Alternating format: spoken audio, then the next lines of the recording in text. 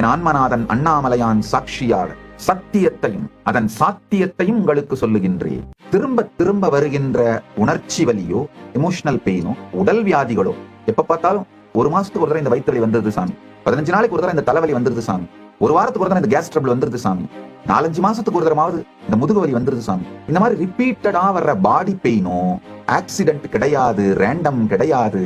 அது உங்களுக்குள்ள வேர் பிடித்திருக்கிற ஒரு வேர் சம்பவம், உங்களுக்குள்ள வேர் இருக்கின்றதனால் நிகழ்கின்ற ஒரு நிகழ்வு. இன்னைக்கு கேர்ள் ஃப்ரெண்டோட, பாய் ஃப்ரெண்டோட, கேர்ள் பெஸ்டியோட, பாய் பெஸ்டியோட பிரச்சனை.